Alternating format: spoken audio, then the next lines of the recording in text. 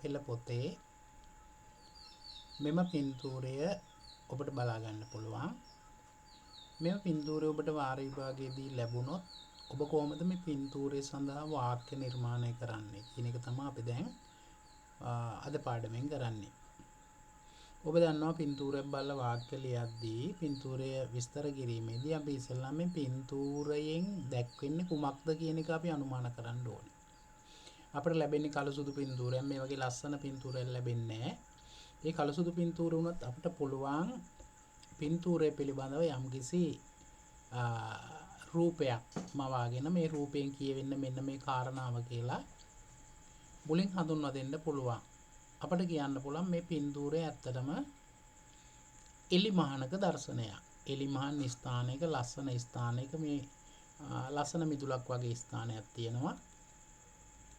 එතකොට මේ වාගේ තැන් තියෙනකොට අපිට කියන්න පුළුවන් මේක එලිමහනක ලස්සන දර්ශනයක් සහිත පින්තූරයක් කියලා. ගොඩනැගිල්ලක් තිබෙනවා. ගසක් තිබෙනවා.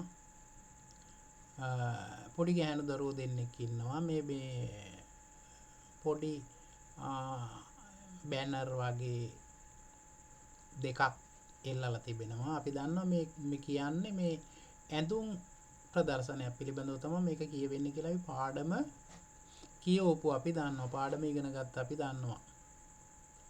ඒ වුණාට අපිට මෙතෙන්දී පාඩම සම්බන්ධ කරගන්න විදියක් නැහැ. මොකද මෙතන පින්තූරේ කොයි වගේ එකක්ද කියන එක නොදන්න අයත් ඉන්න පුළුවන්. එhmenan කොහොමද මේ වගේ කෙනෙක් මේ පින්තූරයට විස්තරයක් සපයන්නේ කියලා අපි බලමු. අපි කියනවා මෙන්න මේ පින්තූරය මෙන්න මෙහෙම එකක් කියලා. මෙම පින්තූරයෙන් එලිමහනක දර්ශනයක් දැක්වේ. එලිමහනක ලස්සන ස්ථානයක එලිමහන් දර්ශනයක් දැක්වේ කියලා බලමු අපි කොහොමද තියෙන්නේ කියලා. මේක ලියලා තියෙන්නේ කොහොමද බලමු. இது ஒரு அழகான வெளிப்புற காட்சி ஆகும். இது ஒரு அழகான මේ ලස්සන வெளிப்புற කාட்சி පිටත දර්ශනයක් වේ. බාහිර දර්ශනයක් වේ. අපි හිතමුකෝ කාමරයක නෙවෙයි මේක තියෙන්නේ පිටස්තරව. මිදුලක් වගේ තැනක්. வெளிப்புற කාட்சி බාහිර දර්ශනයක් වේ. ඒතර අපිට කියන්න පුළුවන් ලස්සන කියලා කියන්නත් බැරි කමක් නැහැ. මොකද මෙතන මිදුල ලස්සනට තියෙනවා. ගොඩනැගිල්ල ලස්සනට තියෙනවා. අහස, ගස් ඒ වගේ ස්ථාන ලස්සනින්ද අපිට මේක ලස්සන කියලා කියන්න පුළුවන්. ඒක විශේෂ මතක තියාගන්න. විශේෂණ පද මෙතෙන්දී වචන හතර සඳහා එකතු කරන්න විදියක් නැහැ. විශේෂණ පද යෙදෙන්නේ නැහැ. විශේෂණ පද අපිට යොදන්න පුළුවන්. අපි හිතන්න ඕනේ විශේෂණ පදය අපේ වචනයක් විදියට ගන්නේ නැහැ කියන එක. இது ஒரு அழகான வெளிப்புற காட்சி ஆகும். බාහිර දර්ශනයක් වේ. 2 ඉංගෝන් අපිට දැන් කියන්න පුළුවන් මෙහි කියලා කියන්න පුළුවන්. මෙහි තියෙන දේවල් ඉන්න දේවල් කරමින් සිටින දේවල් අපිට කියන්න පුළුවන්. මෙහි ඉංගෝ 2 பெண் பிள்ளைகள் இருக்கிறார்கள். 2 பெண் பிள்ளைகள் ගැහැණු ළමයි දෙදෙනෙක් 2 பெண் பிள்ளைகள் இருக்கிறார்கள். 2 பெண் பிள்ளைகள் இருக்கிறார்கள்.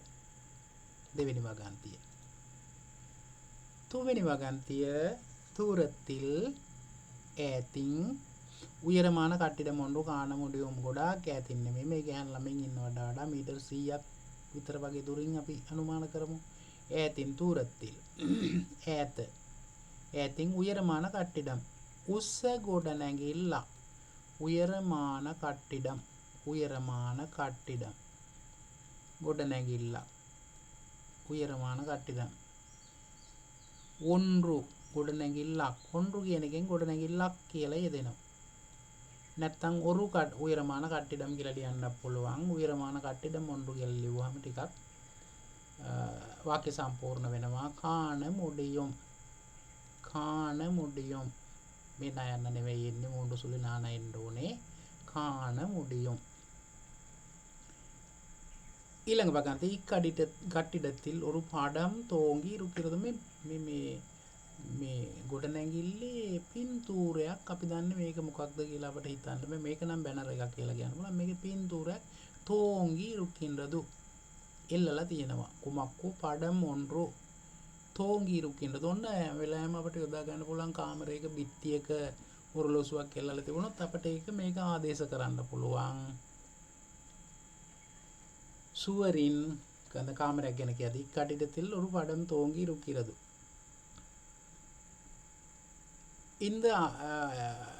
இந்த அறையின் உள்ளே එමනත්තං சுவரின் ஒரு கடிகாரம் தோங்கி இருக்கிறது. අන්නේම ලියන්න පුළුවන්. ஒரு கடிகாரம் படம் වෙනකොට கடிகாரம் දාලා தோங்கி இருக்கிறது. சுவரின் බිත්තියේ කටිඩத்தில் කියන කෙන්නේ නෑනේ. சுவரின் කඩිහාරම් ஒன்று තෝංගී රුකිරදු. අන්නේ වගේ වෙන වෙන වාක්‍ය සඳහා මේව පාවිච්චි කරන්න පුළුවන්. මේ තියෙන සමහර වගන්තිවල කොටස්. පස්වෙනි එක. பிள்ளைகளுக்கு பின்னால் දරුවන්ට පිටුපසින් பிள்ளைகளுக்கு பின்னால் உயரமான மரம் ஒன்று இருக்கிறது. හරි. මේ දරුවන්ට පිටුපසින් තියෙන උස ගහක්.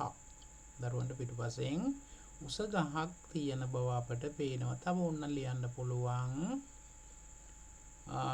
பின்தூரையே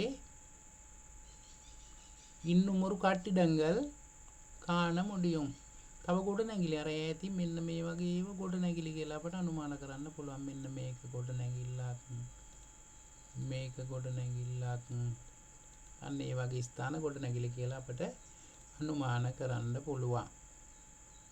එතකොට ඔන්න ඔය ආකාරයට මේ පාඩමට මේ බිඳුවරට අදාළ වන වගන්ති අපි නිර්මාණය කරගන්න අපට පුළුවන්. ඔබට මේ සඳහා ලැබෙන සියලුම ලකුණු ඔය ආකාරයට මේක ලිව්වොත් මේක කටපාඩම් කළා නෙමෙයි අර කලින් කිව්වා වගේ ஒரு படம் தோங்கி இருக்கிறது කියන එක අපි කාමරයක් ඇතුලේ නම් ඔන්න ඔරලෝසුවක් එල්ලලා තියෙනවා නම් අපිට ලියන්න පුළුවන් කඩිහාරම් ஒன்று தோங்கி இருக்கிறது ஒரு படம் වෙනුවට ලියලා ඒක වාක්‍යයක් විදිහට නිර්මාණය කරන්න පුළුවන්. මොනවා හරි එල්ලලා තියෙනවා නම් අන්න ඒ වගේ දේවල් අපිට නිතර මුණ ගැහෙනවනේ. එතකොට අපිට වාක්‍ය මේ අනුසාරයෙන් නිර්මාණය කරගන්න පුළුවන්. හරිම ලේසි. සමහර උපකාරක පද තමයි මේ පින්නාල්, මුන්නාල්, උල්ලේ, වෙලියේ, මේලේ, කීලේ, අරුහිල්, නඩුවිල් ආදී වශයෙන් ඒ වචන යොදන්න පුළුවන්. ඒතර මම ඉදිරියේදී ඕගොල්ලන්ට ඒ ස්ථාන දැක්වෙන පාඩමක් කරන්නම්. එතකොට ඔයාලට ඒව පාවිච්චි කරලා මේ වාගේ පින්තූරයක විස්තර කරන්න, පින්තූරයක් විස්තර කරන ආකාරය ඉගෙන ගන්න පුළුවන්.